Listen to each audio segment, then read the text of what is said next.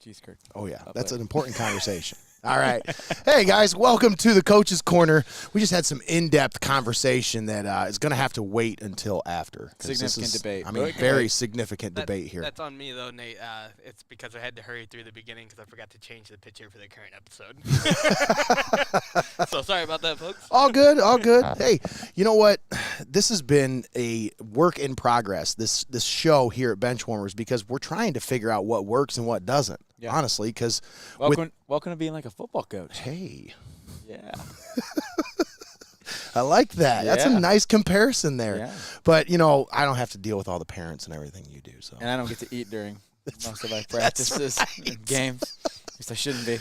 Oh, jeez. Welcome to the Coach's Corner here on Heart of Ohio Sports. Nate Mullins, Greg Kinn keeping us live, and of course we've got our special guest this week, Coach Judd Lutz of the Tiffin Columbian Tornadoes. So let's talk football. But first, before we get into some deep discussion about football, I want you to share this video, please. Help us get the word out. Spread the word. Share the video. Like the video. Comment. Let us know what you want to know from Coach. You got a question for Coach? He'd be more than happy to answer it here live on the show. Once again, make sure you're subscribed to all of our channels, YouTube, Facebook, Twitch, everything. Now let's get into it. Yep. All right, Coach, 3-1. Yeah, 3-1. 3 straight wins, and you guys really, I mean, the thing that I've seen, and I haven't been able to see you guys in person since week 1, but the thing that I've seen over the course of these last 3 weeks in the results, that offense is really starting to click, isn't it? Yeah.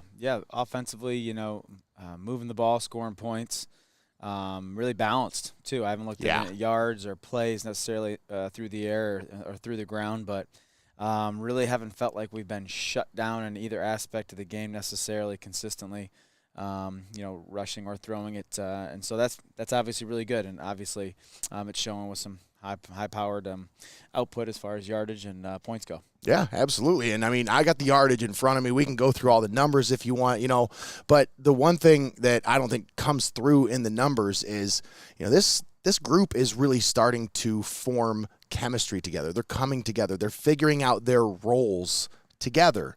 And I think that's key for this team because, you had some injuries that first game, that first week, a couple of leaders that were out.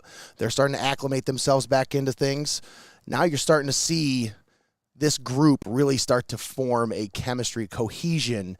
Is that something that, obviously you can't see that in the stats, but is that something that I'm just like, am I picking up on that? Is that right? You're starting to see some of that in the locker room, and then that translates onto the field? Yeah, I think obviously every year you have a new group in some way, shape, or form. And we didn't, lose a ton of seniors. It was a big class for sure, but we also returned just a lot of key returners and a lot of returners in general with some experience.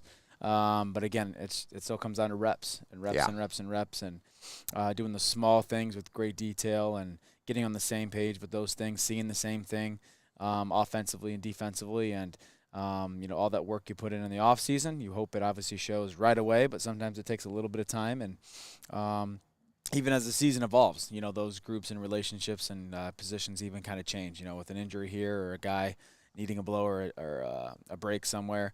One guy's role may slightly change, and one guy's role may be a little bit lesser than on game day, and all of a sudden, now he's in the spotlight a little bit more.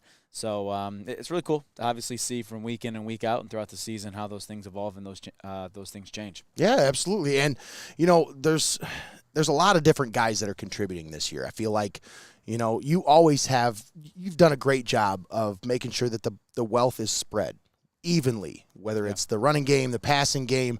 All of your guys get touches, and I feel like you do a great job of distributing those touches evenly among your players.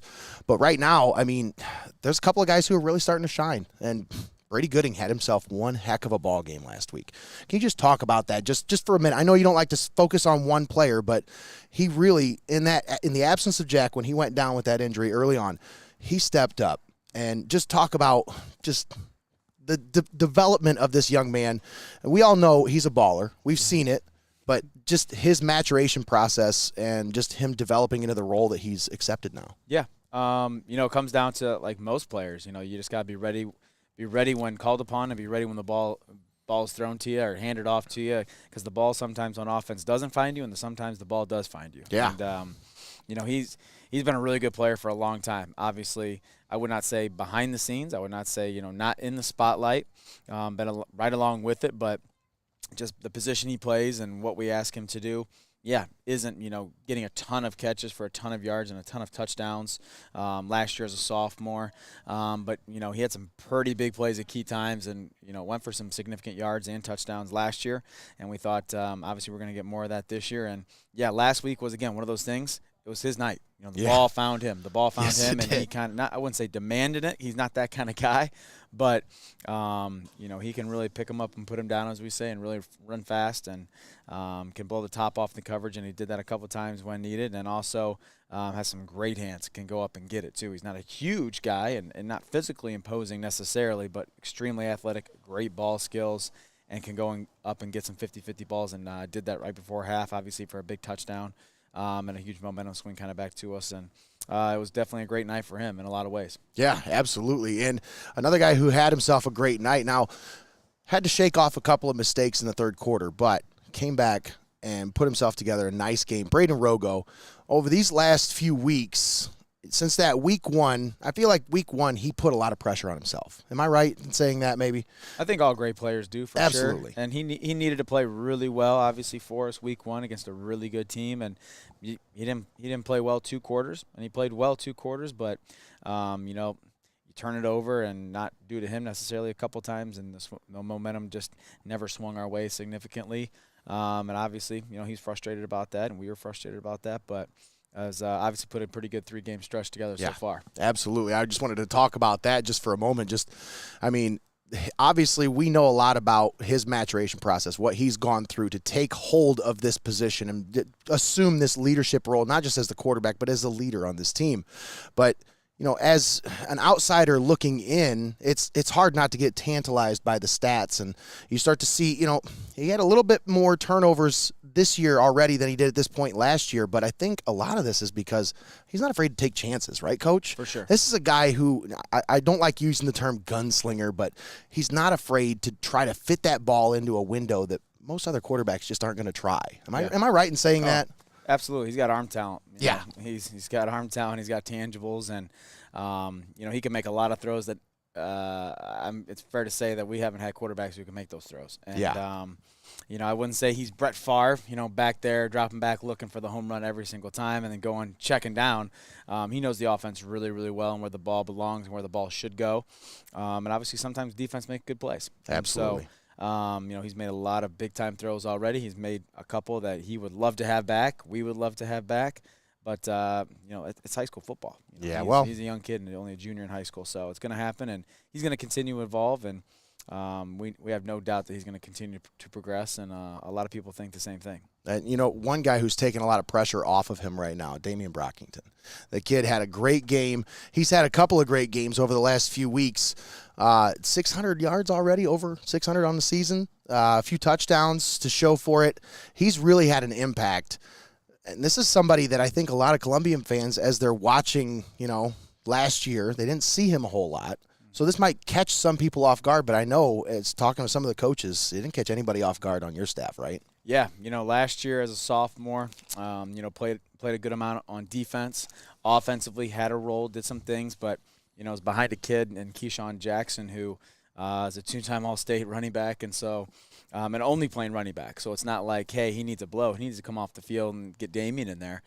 He was pretty much good to go at all times, and so it's really hard to take an All-State kid off the field and put a sophomore out there. Yes. But there were times we did such that, and he was really good. And obviously has picked right up and done a lot of the things that we believe in already as far as being a really, really good junior and starting off with a really good start to a season. So one thing I really want to talk about, and I don't think many people talk enough about your staff. I talked to you just a minute ago about your coaches, and your assistants, they do a lot for you. Am I right? They make your job easier, correct? They're all right. They're okay. They're okay. No, they're awesome. They're awesome. I'm blessed. And, the cool thing is, there's a lot of cool things, but I think the cool thing is we've been together. A lot of us have been together for a long time, Yeah. From the very beginning, 7 years ago when it all started. So that's the cool thing, to evolve as a coaching staff together and a in a program and as a team, and really put our stamp on it in a lot of different ways throughout the year. So could not do what I do without them, and continuing to get better with them. Who runs your offense? I mean, obviously you kind of have a hands-off approach when it comes to the offense, right? Are you a hands-on guy with everything? You kind of have your hands in everything? Yeah, every year has been different, I'll be honest with you. Every year has been different, and when I wanted to become a head football coach and had that vision, first starting out coaching, I kind of tried to always be flexible enough in what I learned and what I did so that I could always just plug myself into a seat that was needed and not like, I'm going to coach this and everyone else is going to figure it out. And so was really lucky to be encouraged to do that when I was an assistant coach coming up. And so I was able to learn a whole lot about both sides of the ball and, got to coach both sides of the ball throughout those couple years as an assistant. And so then when I became the head coach, really kind of brought that style of offense and that language first and foremost, because, again, that was going to be our language and my language first. And so the first year called the offense and installed it that way, and didn't run the defense. Coach Conley ran the defense, but kind of brought the defense and the language as well over. And then it's both evolved throughout the years. And so the second year, I think I called the defense or helped more on the side of the defense. Then the next year I was kind of back on the offense, but by the third year I wasn't calling anything except special teams. And then by year 5 I wasn't calling anything at all. And that was not by design, like it had to be that way. But again, if I'm a really good head coach, I'm coaching our players and challenging them, but I'm also coaching our coaches and challenging them and empowering them. And I was really blessed as an assistant coach to feel empowered.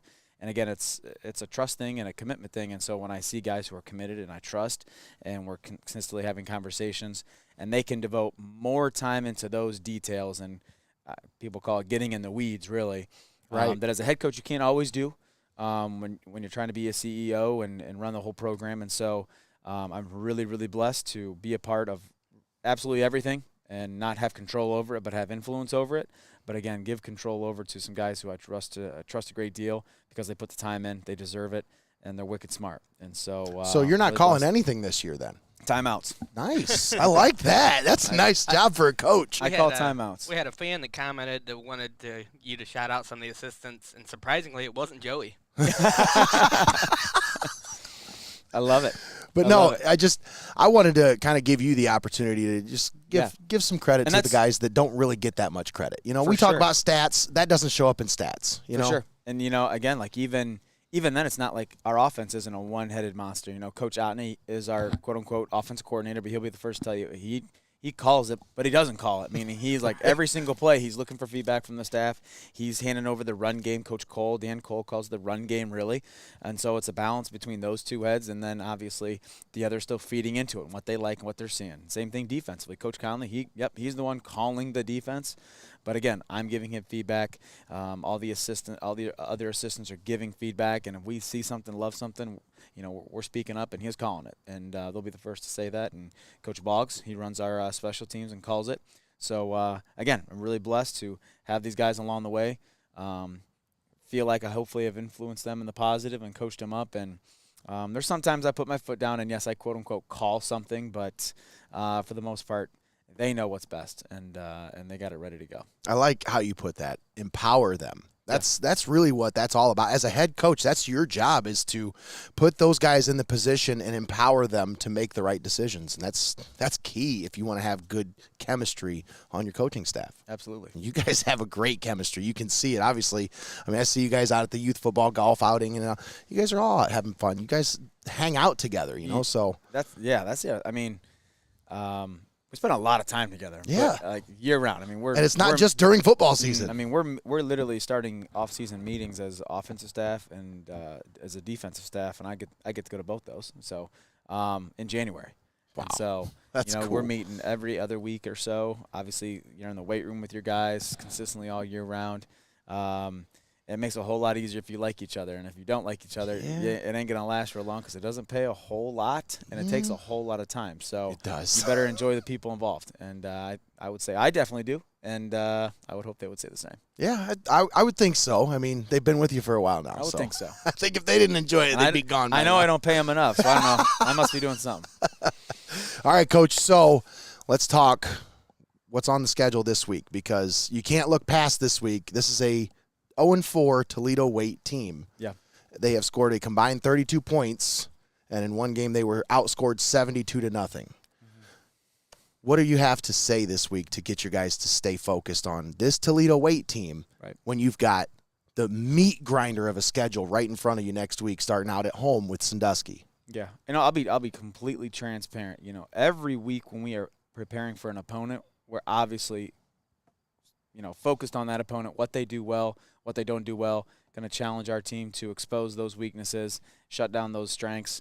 But also every single week, no matter the opponent, whether it was Fremont, whether it was Springfield, River Valley, Bishop Watterson, we're also going to have parts of practice every day that are long-term skills that we're going to need no matter who we play.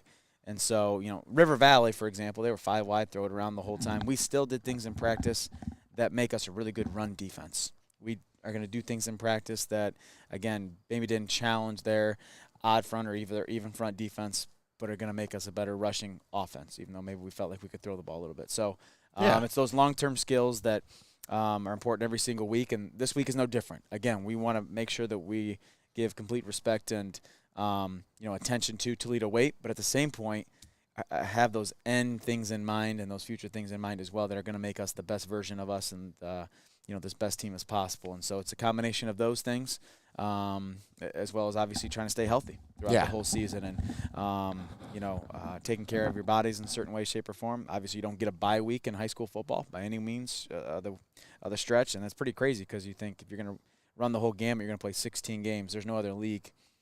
There's no college league. There's no National Football League that plays 16 straight weeks. And so to ask high school kids to do it's pretty ridiculous, but that's the way it's set up right now, and that's how you got to do it. So we got to do that intelligently and with some thought in mind.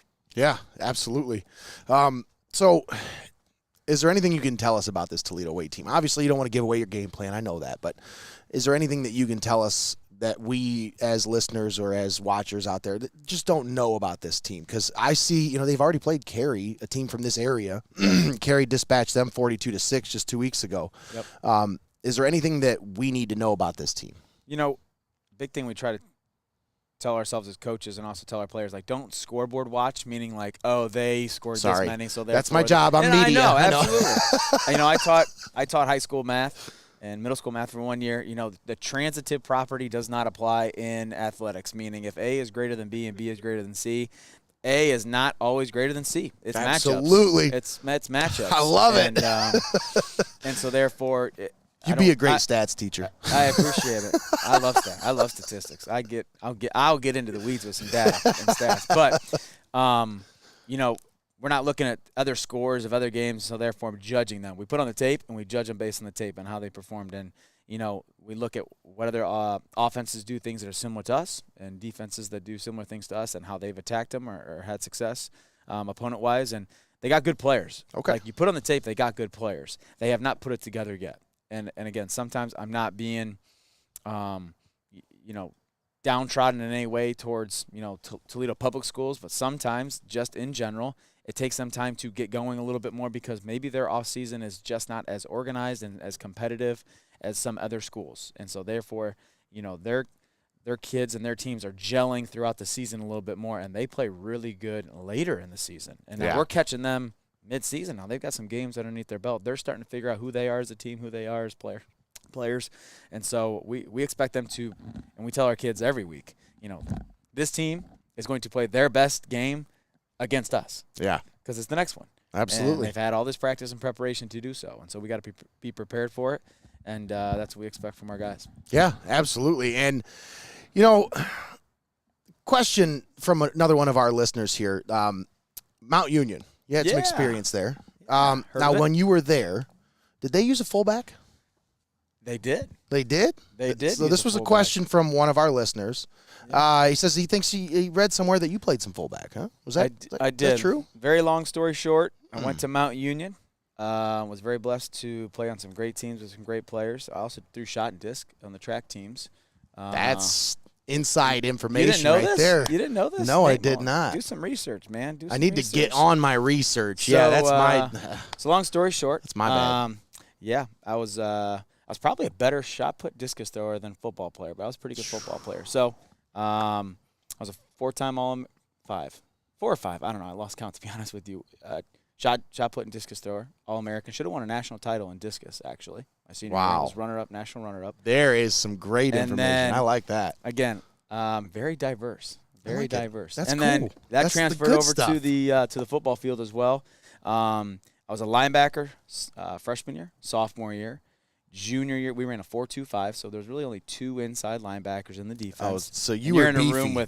You were in a room with 30 other guys because there's a ton of guys on the roster. So you were a thumper. You had to be. If you're in a 4-2-5 and you're a linebacker, you're a thumper. And a little bit bigger neck back then, bigger arms, bigger everything. Did you have the neck roll? Did you do the neck roll? No neck roll. No high neck. No cowboy collar. No cowboy collar. Butterfly collar. No. Not that old school, but I just figured fullback, linebacker. Most of those guys wore the neck roll back then. So I played behind our 2 starters my junior year. One was an All-American. They were both first team All-Conference guys. One was an All-American. The other one was an honorable mention All-American. And I was the third guy.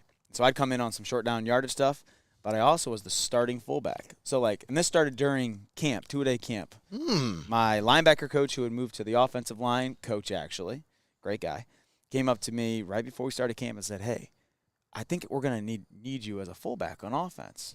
What do you think?" I'm like, it's another chance to get on the field, of course. Absolutely. You want to help the team.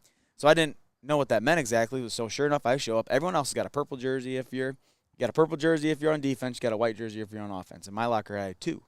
So during 2-a-days, I'd go offensive practice, then defense. And the next day I would go defense and offense. So I was like the most hated guy during 2-a-days because I was with my running backs one practice, and I was trying to chop block and block all my linebacker buddies. So they didn't like that.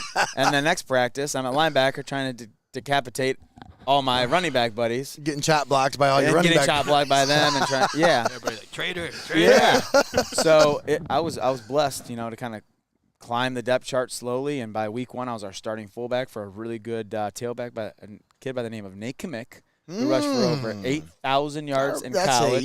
Very familiar name. From Delta, Ohio, holds the all-time collegiate, all-division rushing record.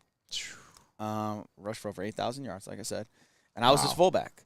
Now, we could go in the weeds here. Let's go. Second play, week 1. I'm the starting fullback. I think that's cool as heck.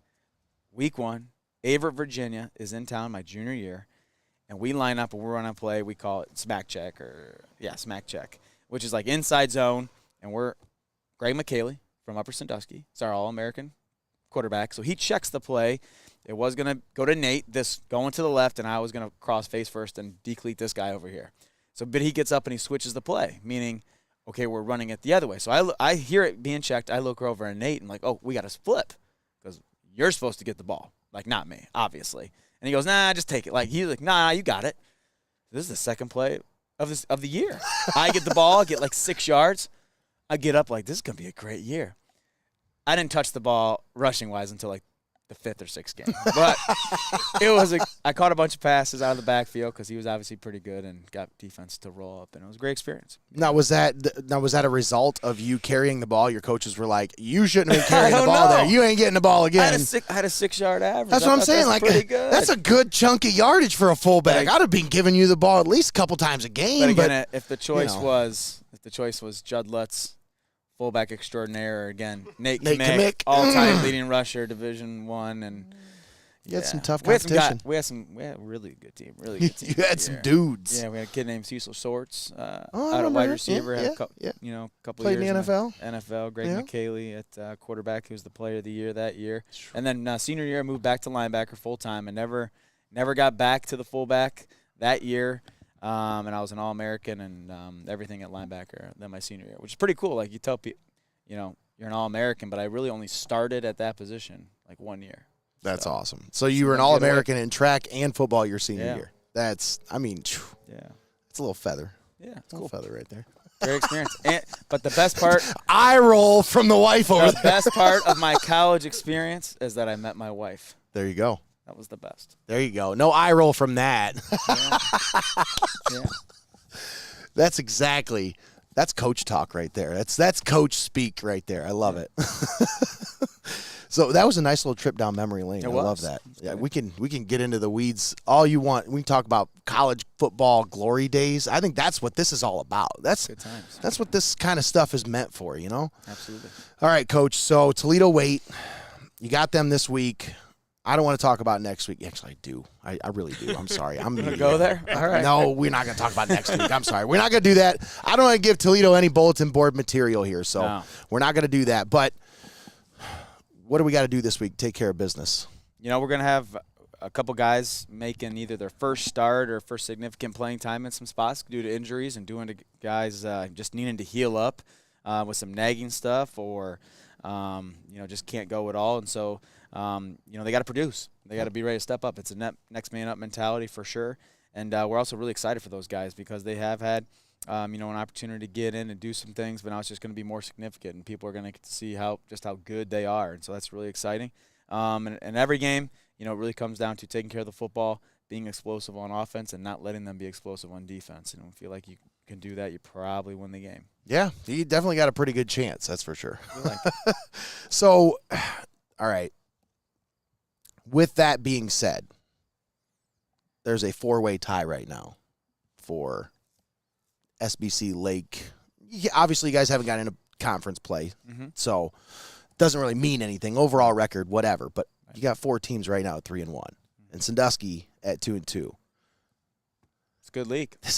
I'm telling you, man, I can't help but to look forward to next week and say, I can't wait to get into SBC play. We'll be there next week. We'll be there to cover you guys. Home game against the Blue Streaks. Yeah, but big. Man. It's going to be big. Like you said, meat grinder is the truth. It is no days off, no weeks off. Yeah. It's going to be a great stretch, and obviously we got to get through this one, get there healthy, and find a way. Yeah. Week in and week out. That's right. Find a way, Coach.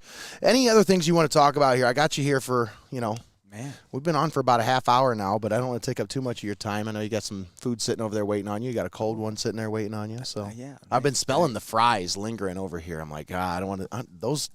They're not that good when they've been sitting there for too long. Yeah. No. What am I talking about? They're bench warmers. They're delicious. Delicious. No, give us an update with how things are going for you guys. What have we learned?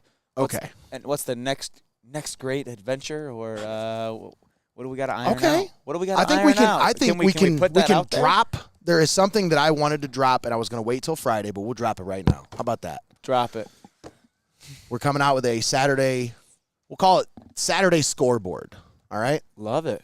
Saturday mornings, 9 a.m., starting week 5 when the state rankings come out. Ooh. We're going to be doing a Saturday morning rundown show of all of the games from Friday night, 9 in the morning, in studio. Let them sleep in a little bit. Yeah. I get it. Let people sleep in. Yeah. It's early, but not crazy. So what we want to do is we got our instant replay system somewhat down last week. Okay. We're working out the kinks with it. Yeah. We're able to save these replays during the game. So when we come up with a cool replay, what we want to do is we've got this awesome sponsorship with Champs. Yeah. We want to. By the way, the coolest thing last week, I had to get up super early because we had film. Saturday morning, I walk into Champs, say hi to Randy and the guys. There's our game. Yep. Being replayed. Yep. Up on the. It's like, that's pretty cool. Yeah. It's it pretty is cool. really Like cool. instant ESPN classic. That's thanks to That's thanks to Randy Ware. Yeah. It's just like ESPN. Yeah. It's like, instant classic. Yeah. I love it. But no, thanks to this partnership, what we're going to do is we're going to save these replays every game.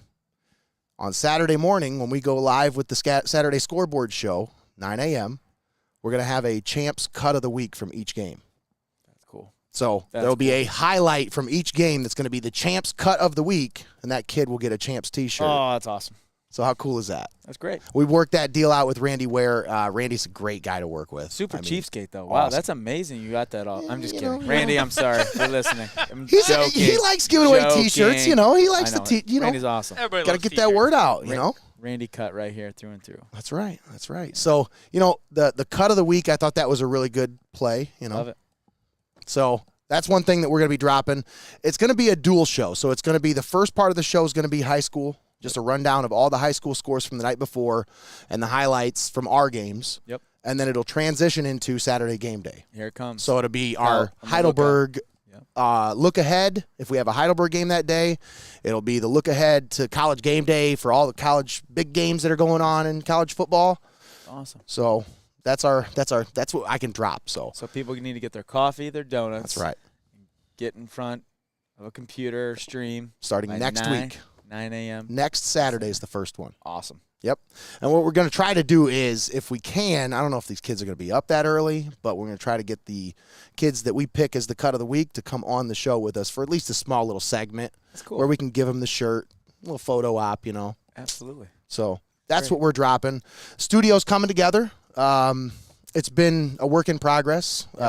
There's been some hiccups, but we've been kind of working with what we got and just kind of rolling with the punches and doing the best with what we have. And I would say I can't put a timetable on when it'll be open, but I will say that it's coming along. So, Awesome. Yes. Keep on waiting, people. Yes. Keep on waiting. I'm sorry. I can't. I have no date. There's nothing that I can tell you when it comes to a date. But It's like, I'm it's hoping. like Danny Perry at Big Mike's. Yeah. I wish I Soon. could give you a date, but it's soon. When's it going to be open? It's soon. Soon. Yeah. We're able to do things in the studio now. We've put together the control room, so that's looking good. Greggy's got his room all put together. We're putting together, so I'm sharing space with my wife in the front half of the studio. It was intended to just be her art studio. Now I have to share. But if you've noticed any of the podcasts that we've done recently, you see her beautiful art in the background. Mm-hmm. That's all her work. So I'm proud to put that on display during our shows. Always. But once again, like I said, it's a work in progress. So Awesome. we're getting there. Cool. I'm excited, though. I'm really excited you about are. what we've got going on. A lot of people are. I'm excited about playoffs, man. I know it's Playoffs? 5, 6 playoffs. Playoffs. I'm excited about playoffs because this is the first time Hope we that got. we are going to be able to cover 2 games at the same time in the playoffs. That's exciting for me because we've worked out the kinks to this 2-stream at the same time system to where now we've got it down. And I feel comfortable with going into the playoffs with what we've got. And I know as a coach, you're like, I don't even think about playoffs. I'm thinking about Toledo weight right now. But media guy, that's my job. I got to look ahead. Hey, Sorry. I get it. Hey, got So- future planning, just like. But I'm not, I'm not saying anything. I'm not saying, obviously I'm not trying to put any pressure on anybody, but there's got to be at least one school in this area that's going to make the playoffs. I'd say there's going to be at least a handful, I would think so. Because Yeah. Somebody's last year gotta I think do we it. had about 6 or 7 from this area make it. So, Yeah. I mean, shouldn't be a problem. Somebody's got to be the man. Shouldn't be a problem finding teams to cover. Yeah. That's all I got to say. Oh. All right. Well, hey. We'll try to be one. We'll do our best. Oh, I think I got good feelings about you guys this year. Appreciate You it. guys are looking pretty good. I like it. All right, Coach, any final thoughts before I let you go? Nope. I don't want to keep you too long. You got your beer's getting a little warm and your food's getting a little cold. So, Yep. Appreciate the time as always. yeah, And absolutely. as you listeners, when viewers learn tonight, I don't call many plays. So when it goes wrong, not this guy's fault. He's not to blame. Yep. Don't put the blame on him. He Bingo. just wears the main hat, not all of them. That's it. All right, Coach, once again, thank you for your time. Appreciate it, as always. Tiffin Columbian head football coach Judd Lutz joining us here on the Coach's Corner live at Benchwarmers Restaurant and Delivery. If you're watching this video, if you made it this far, folks, what's stopping you? Please share the video. Like, follow, subscribe on all the platforms. Thank you for tuning in here on Heart of Ohio Sports.